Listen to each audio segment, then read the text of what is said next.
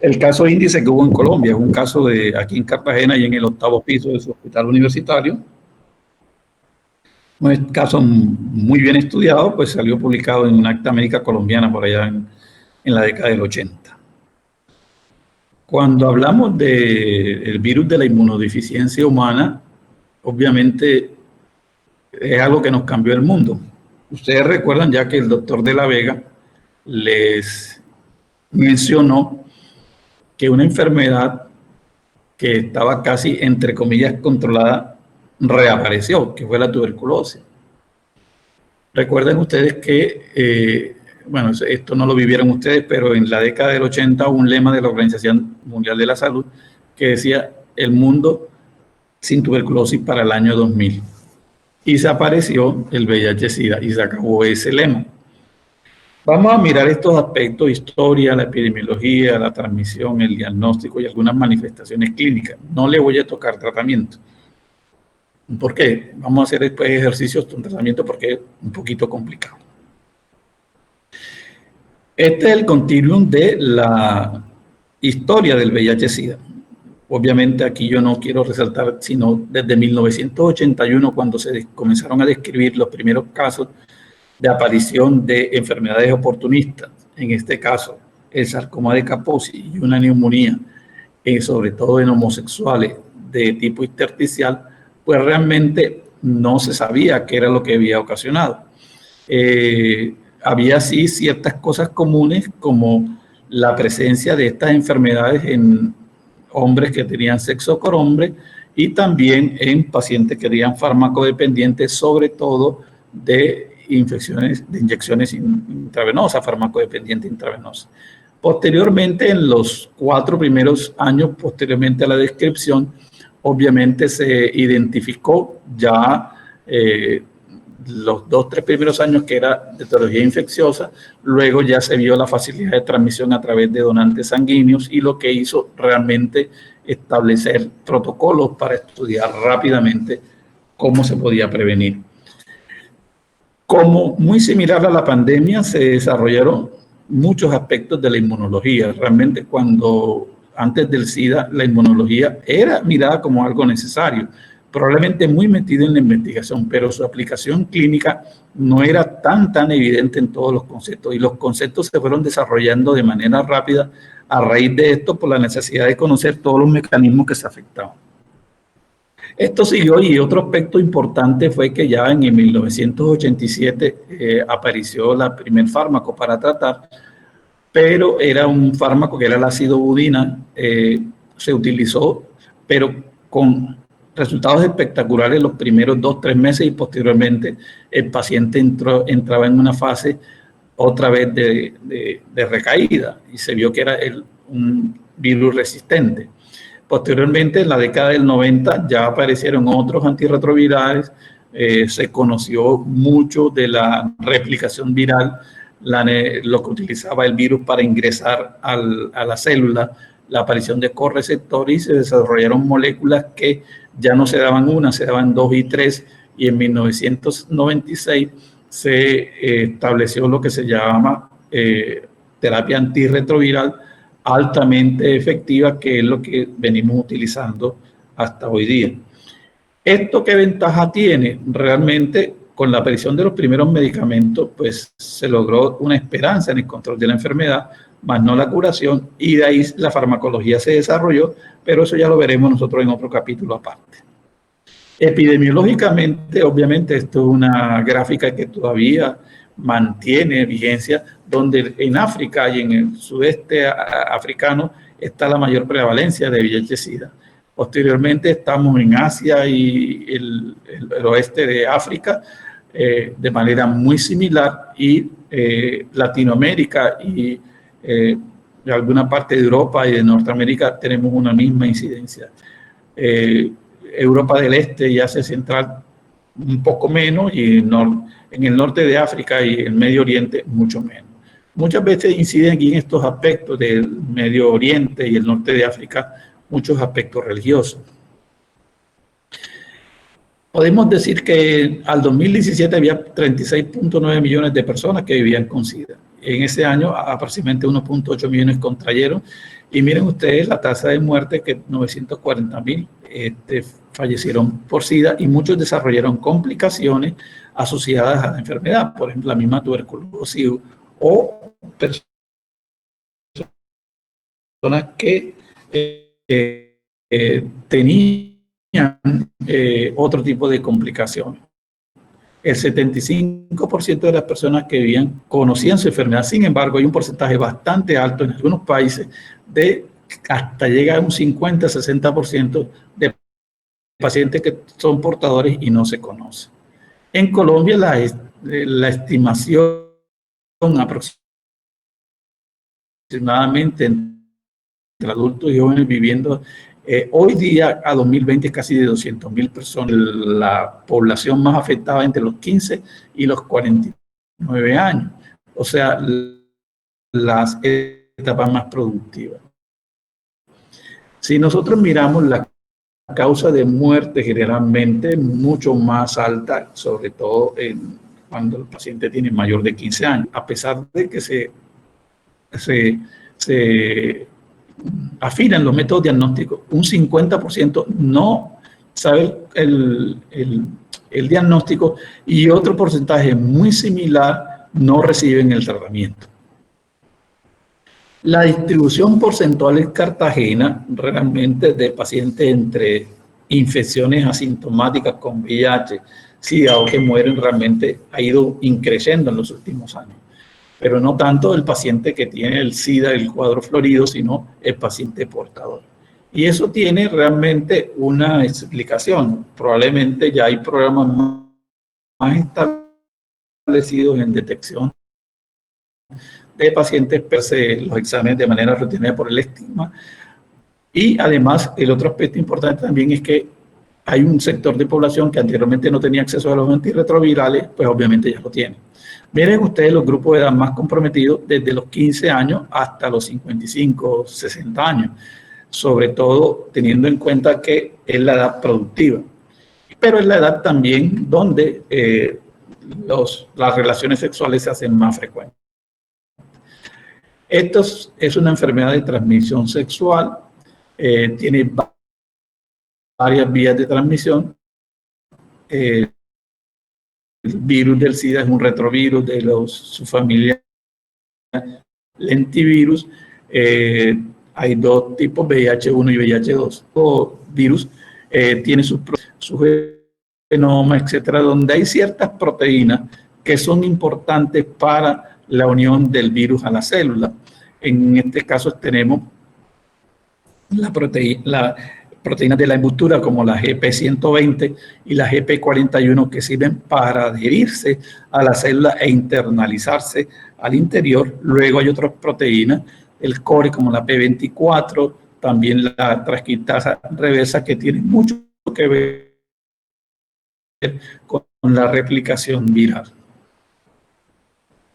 En este esquema nosotros podemos ver el continuo de la entrada del virus, su inclusión, la aparición de su genoma, la lectura, realmente el proceso de transcripción, cuando se integra, transcripción, luego la síntesis de las diferentes proteínas que se dan a través de las estructuras de la célula huésped para formar un virión que va a salir maduro a seguir infectando. ¿Cuáles son las células más afectadas? Obviamente los linfocitos CD4. Es un blanco importante y para esto no solamente son las proteínas del virus que están en la envoltura las que tienen que ver con la adherencia y la inclusión del virus en la célula, sino la aparición de ciertos correceptores que ayudan a que el virus entre, que son el CCR5 y el CXCR4, correceptores de quimoquina que llevan que faciliten la unión del virus a la célula. Es un virus, bueno, desafortunadamente, pues, es, a ver, no.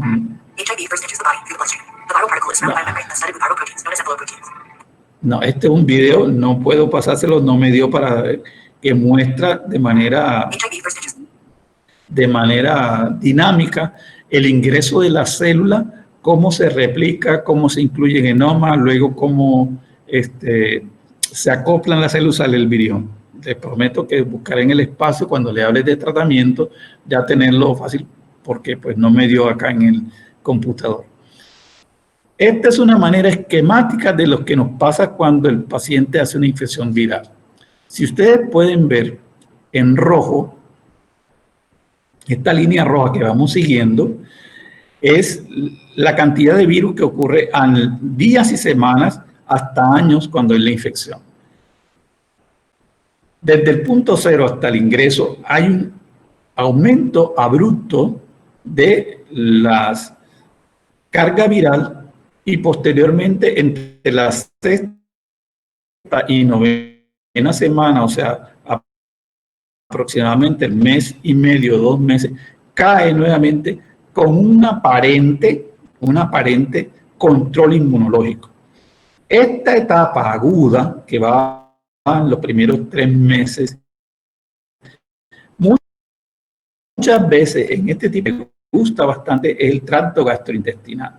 Y al incluirse en el tracto gastrointestinal, tiene afinidad por los linfocitos, se ha demostrado que una vez llega el virus, ese virus ocasiona un descenso de los CD4 del tracto gastrointestinal y eso se mantiene a lo largo de la vida. En cambio, los de la sangre, al caer la infección, ellos caen, posteriormente hay una recuperación y luego hay un proceso de disminución lenta de ese recuento de CD4 en la medida que los virus va replicando y afectándose la CD4 hasta llegar a una etapa de SIDA. ¿Cuánto demora esa etapa? Esa etapa demora entre 5, 7 años o hasta 10 años. ¿De qué depende? Depende mucho de las infecciones que tenga el paciente o las coinfecciones. Por ejemplo, si un paciente tiene una infección por VIH, pero además de eso hace neumonía, hace parasitosis, por eventos normales como cualquier persona, esa estimulación del sistema inmune por diferentes antígenos favorece la replicación viral de una manera más rápida. Y es por eso que hay pacientes que hacen esa fase de latencia o asintomática mucho más corta que otros. El paciente muchas veces no tiene una progresión y pues obviamente hay otras características, además de la ausencia de infección, que hacen que no progrese a SIDA. Y es lo que tenemos aquí en esta diapositiva. Hay patrones de progresión del VIH. Los progresores típicos, el periodo para desarrollar SIDA es entre 8 y 10 años. Los progresores rápidos son los que de una manera acelerada van desde la parte infección aguda hasta SIDA. Y los lentos pueden demorar hasta 15 años. Hay unos que se llaman no progresores. Esos no desarrollan SIDA. Muchas veces a uno hablan que tienen que ver con resistencia de mismos correceptores para la misma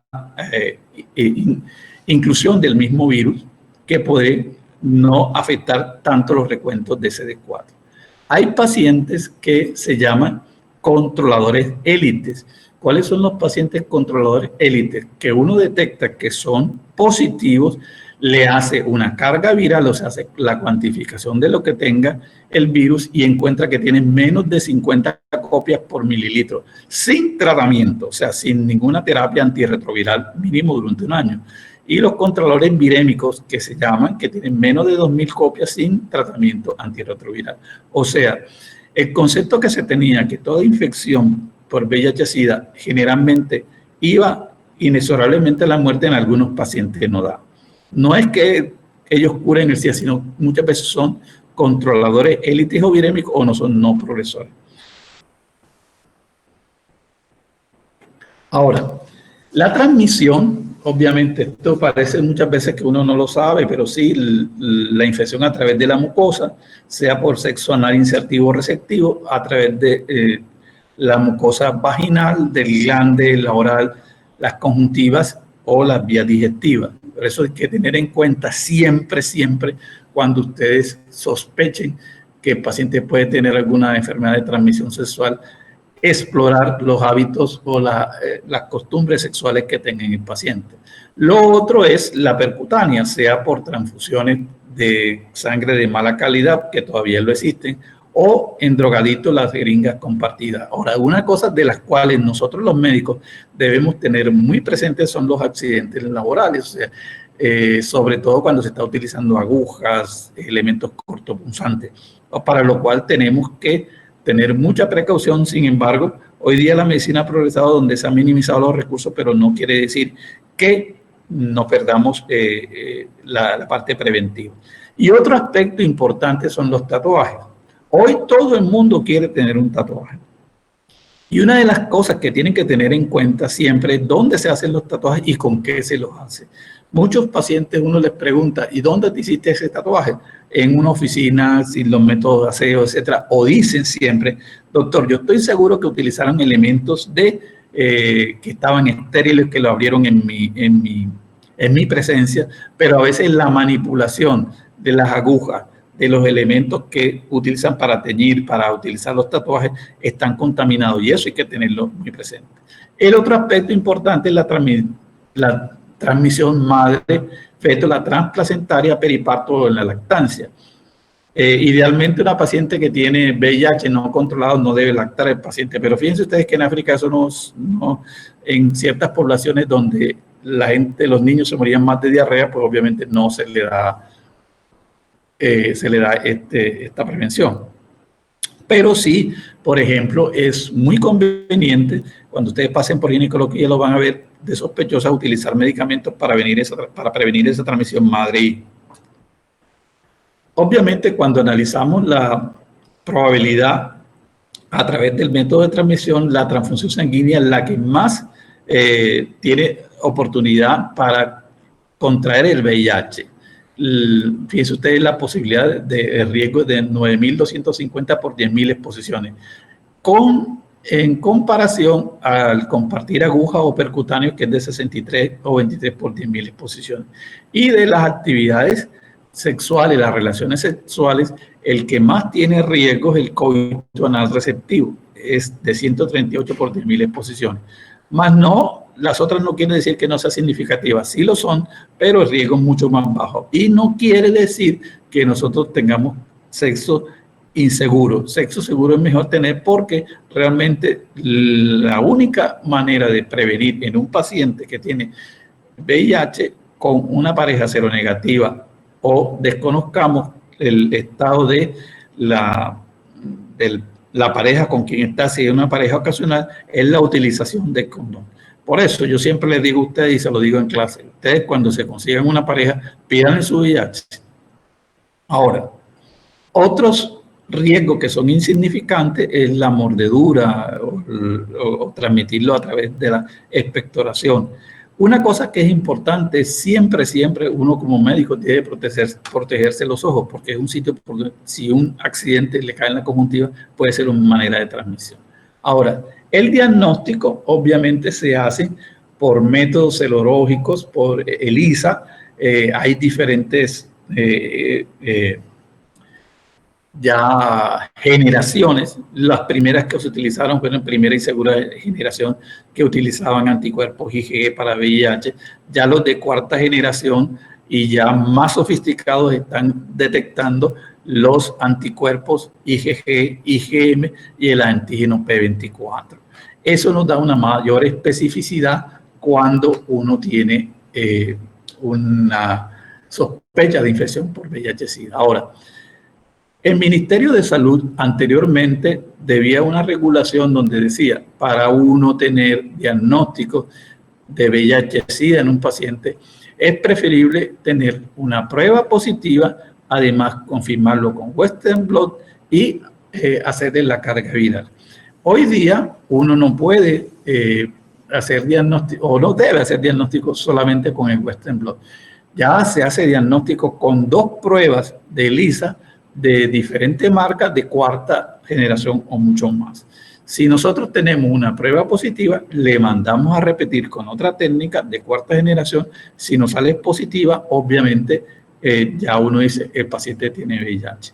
Ya uno le manda los exámenes adicionales, recuento SD4, carga viral, etcétera. Pero no es necesario el Western blot. ¿Cuándo se hace necesario el Western blot? Muchas veces si uno tiene una prueba positiva o una segunda indeterminada o negativa, uno puede dar un chance de un mes, repite, y si decide indeterminada, hacer un Western blot que nos va a detectar el Western blot, no los anticuerpos, sino los antígenos del paciente, y podemos identificar exactamente si el paciente es portador o no.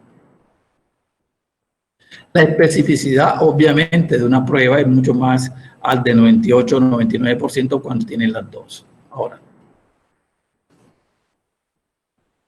detectar la carga viral es ya sinónimo en 99% de especificidad que el paciente tiene infección. Y ahí nosotros es cuando vamos a hacer ya los diferentes algoritmos para estudios de compromiso que tenga el paciente para en su parte de infección. Aquí ustedes pueden ver un algoritmo realmente ya para identificar si es VIH-1 o VIH-2 de acuerdo a la técnica que se tenga y lo que se recomienda en el laboratorio. Si son los dos positivos, H1 y H2, nosotros vemos que es HIV1. Si el HIV1 puede identificar a HIV2, eso lo podemos nosotros hacer a través del laboratorio. Si es negativo, obviamente puede ya hacer un estudio de FilmArray, entonces ya puede identificar si realmente es más específico o no. Estas son las recomendaciones del CDC de Atlanta. Ahora, ¿qué hacemos nosotros con un paciente que tiene VIH? Una historia clínica como todo, un examen físico y tratar de clasificarlo. La historia clínica debe enfocarse sobre todo conducta de riesgo, cómo ha podido tener una infección, y en las primeras 6 semanas una de las cosas que nos orienta es mantener un cuadro clínico que se parezca a la influenza, o hacen un síndrome de respuesta inflamatoria que simula una gripa, o más que una gripa, un compromiso sistémico de artralgia, mialgia, etcétera, que desaparece de pronto de manera espontánea. Sin embargo, hay pacientes que hacen el cuadro de síndrome retroviral agudo bastante severo y simulan mucho una sepsis. Es una de las cosas que tiene que sospecharse. Otra de las cosas que hay que mirar en los pacientes, además de hacer la historia clínica, es mirar los antecedentes, el uso de sustancias farmacodependientes intravenosas, si se han utilizado transfusiones, la práctica sexual, el estado de la pareja o la aparición de comorbilidades que puede tener el paciente, o porque el paciente puede llegar, no porque ustedes sospechen un VIH, sino tienen una comorbilidad, por ejemplo, una tuberculosis.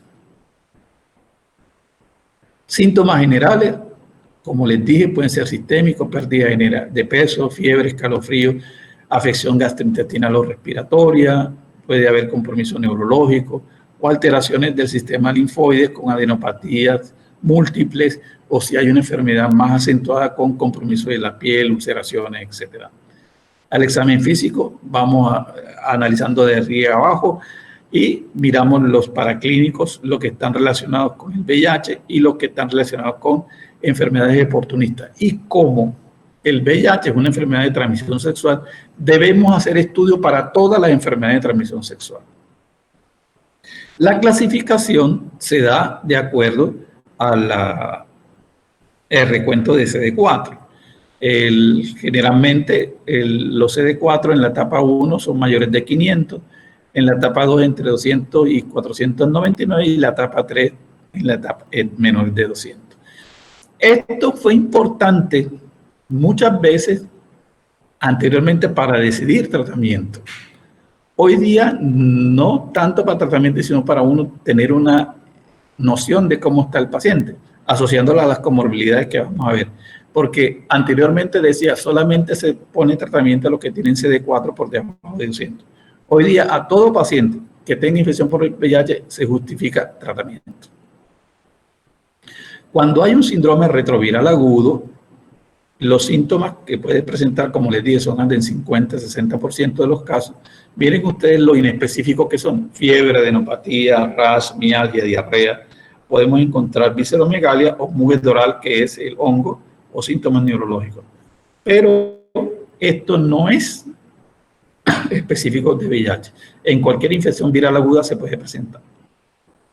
Esto se clasifica en la categoría de los pacientes, pero cuando el paciente tiene otros síntomas y otros signos y otras infecciones, como por ejemplo, si el paciente tiene una diarrea crónica, llámese diarrea crónica, diarrea de más de 4 semanas en adelante, síndrome febril prolongado, pérdida de peso de más del 10%, o tenga compromiso sistémico como endocarditis, meningitis, neumonía, angiomatosis basilar, polineuropatía periférica, ya se clasifican en la categoría B.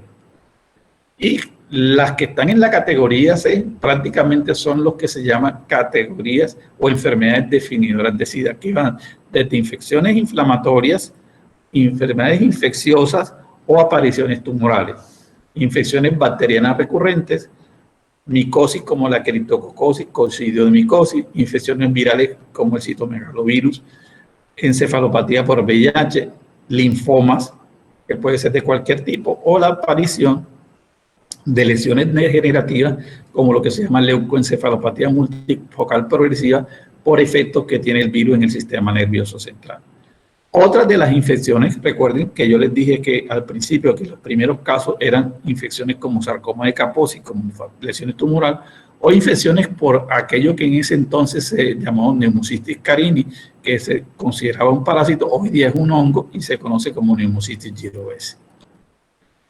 Estas son las manifestaciones clínicas que muchas veces uno encuentra. La candidiasis oral, que es una boca llena de puntos blancos, parecen algodón, moteado algodón, que se puede encontrar a nivel de la boca, la leucoplasia vellosa y la quelitis angular. Manifestaciones clínicas pueden ser neumonías bacterianas, neumonías virales, neumonías por hongo.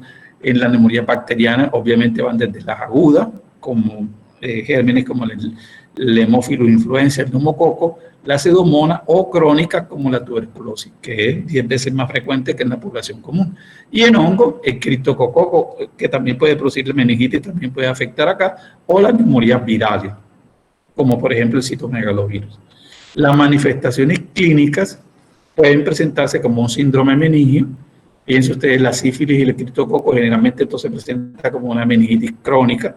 Y las lesiones ocupantes de espacio, como la toxoplasmosis, pues la leucopatía multifocal progresiva, que pueden afectar. En este caso, nosotros estamos viendo un realce por una toxoplasmosis. Estas son otras manifestaciones que podemos encontrar en la piel: las ulceraciones por herpes simples, la angiomatosis baseral, que son unos aspectos verrucosa que aparecen en la piel, el molusco contagioso, o estas lesiones que pueden aparecer generalmente en la palma y en la planta de los pies, pero pueden aparecer en cualquier parte. Pero ustedes encuentran estas manchas violáceas que encuentran en el pie o en la palma de la mano, o se pueden ver también en el tórax, etcétera, en un paciente que ustedes sospechan infección por VIH, esto es probablemente sarcoma de Kaposi. El VIH se puede asociar a otro tipo de infección, como yo les dije, tuberculosis, hepatitis B, hepatitis C, cualquier tipo de enfermedad de transmisión sexual, hemorragia, sífilis, etcétera. Todo eso debemos obligadamente investigarlo en el diagnóstico. No solamente quedar contentos, sí, tiene un VIH y la etapa es una etapa 3A, B o C, sino que el paciente tiene, además de eso, si ha tenido hepatitis B o C, que generalmente son infecciones que en la B, sobre todo que es la enfermedad de transmisión sexual, si tiene una tuberculosis también tratarla, o criptococosis tratarla también. Una cosa importante siempre cuando hay coinfecciones, por ejemplo, VIH, tuberculosis, el tratamiento inicial se hace para la tuberculosis y luego se hace para la antirretrovirales. Esto porque muchas veces si nosotros tratamos conjuntamente la tuberculosis y el VIH, la administración de antirretrovirales con mejoría del sistema inmune puede degenerar en un proceso que se llama un síndrome de respuesta inflamatoria que puede matar al paciente. Esta diapositiva fue la que vimos en la replicación y esta es la última diapositiva que les voy a mostrar. ¿Que nos sirve para qué? Fíjense ustedes lo que ha hecho la farmacología. La farmacología ha utilizado medicamentos que tratan de impedir la fusión del virus al CD4. Utilizar inhibidores de la transcriptasa reversa. Aquí los inhibidores de la transcriptasa reversa pueden ser análogos o nucleótidos o no nucleócidos. pueden haber medicamentos que impidan la integración del genoma viral a la célula o alteraciones o antagonistas de los receptores de quimoquina, que son correceptores que ayudan a ingresar el virus. Y una parte importante es inhibir la proteasa, que ayuda muchas veces al clivaje para ensamblar el virus. Por eso, cuando uno va a hacer un tratamiento para VIH, trata de utilizar medicamentos que actúen en diferentes sitios para impedir la replicación viral. Y un aspecto importante de eso es que ustedes tienen que tratar al paciente desde todo punto de vista, de manera permanente, con adherencia al tratamiento. Hoy día, los medicamentos que uno utiliza para tratar el VIH vienen en presentaciones que facilitan la administración. O sea, hay sustancias que vienen en una tableta con un inhibidor de la transcriptasa, uno de la integrasa y probablemente un antagonista del receptor de quimoquina. Eso ha permitido mayor adherencia. En etapa inicial nosotros manejábamos a los pacientes y a veces se tomaban, parece mentira, hasta con 45 tabletas diarias, porque eran concentraciones muy bajas en las presentaciones. Hoy día, con una sola tableta, pueden tratar el paciente sin ningún problema y eso ha facilitado la adherencia. Bueno, vamos a dejar hasta ahí porque hay otro capítulo que ya es un poco más largo, que es el de las complicaciones con VIH y tratamiento. Ese lo vamos a hacer conjuntamente con los residentes. Hay que buscar el espacio, yo por ahí le estoy programando, porque él tiene que obviamente dentro de su formación pues, y la experiencia que ha tenido con nosotros en el servicio, presentar esto y me gustaría que él lo hiciera y lo compartiera con ustedes. ¿Alguna pregunta?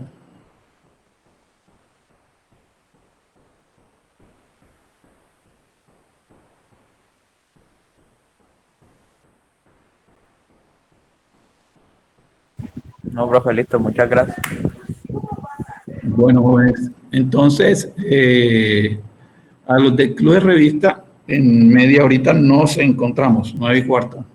Yo les voy a mandar un link, o si quieren se quedan acá y seguimos trabajando acá.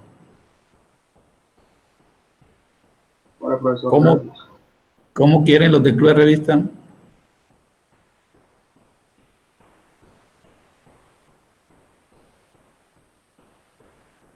Bueno, no han dicho. Entonces, en 9:15 nos encontramos, por favor.